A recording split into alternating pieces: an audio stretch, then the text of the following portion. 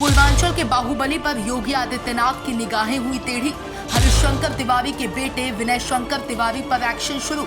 1129 करोड़ रुपए की धोखाधड़ी में धरे गए विनय शंकर तिवारी। गोरखपुर लखनऊ में ईडी का अचानक पड़ा छापा, मचा हड़कंप। मनी लॉन्ड्री मामले में बाहुबली विनय शंकर तिवारी को जेल।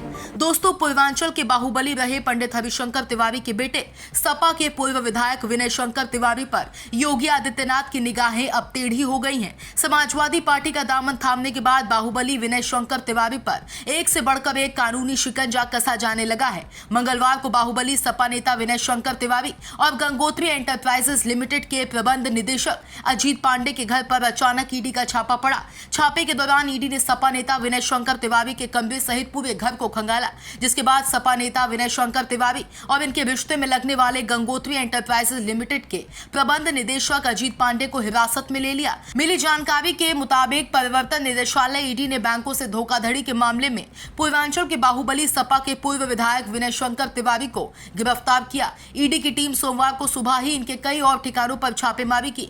छापेमारी के दौरान इनकी कंपनी गंगोत्री एंटरप्राइजेस के निदेशक अजीत पांडे को भी ईडी ने गिरफ्तार कर दोनों को जेल भेज दिया। ईडी की टीम पूर्वांचल के बाहुबली सपा नेता विनय शंकर तिवारी को गिरफ्तार करने से पहले एक बड़ा घेरा तैयार किया, जिससे बाहुबली सपा नेता विनय शंकर तिवारी को बड़ी आसानी से गिरफ्तार किया जा सके।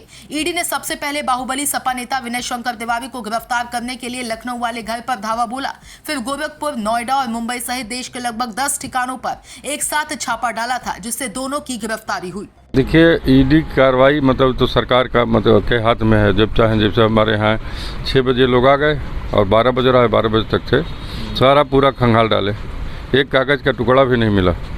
लेकिन इसको क्या कहा जाएगा, मतलब इसको अगर किसी को अगर सरकारी मुलाजिम में हम लोग तो सम्मान करते हैं भाई, लेकिन इस तरह से दबाव बना करके कहीं प्रजातंत्र में ऐसा नहीं होता है कि बेजा दबाव बना करके आप जो करिए आप आइए, और अब उन्होंने आए, ये दूसरा चांस है।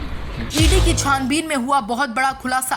1129 करोड़ रुपए की हुई है धोखाधड़ी। ईडी की छानबीन के मुताबिक मेसर्स गंगोत्री एंटरप्राइजेस लिमिटेड अपने प्रमोटरों, निदेशकों, गारंटरों के साथ मिलकर बैंक ऑफ इंडिया के नेतृत्व वाले 7 बैंकों के कंसोर्टियम से 1129.44 करोड़ रुपए की क्रेडिट सुविधाओं का लाभ लिया था। बाद में इस रकम को इन्होंने अन्य कंपनियों में डाइवर्ट कर दिया और बैंकों की रकम को वापस नहीं किया। इससे बैंकों के कंसोर्टियम को करीब 754.24 करोड़ रुपए का नुकसान हुआ था।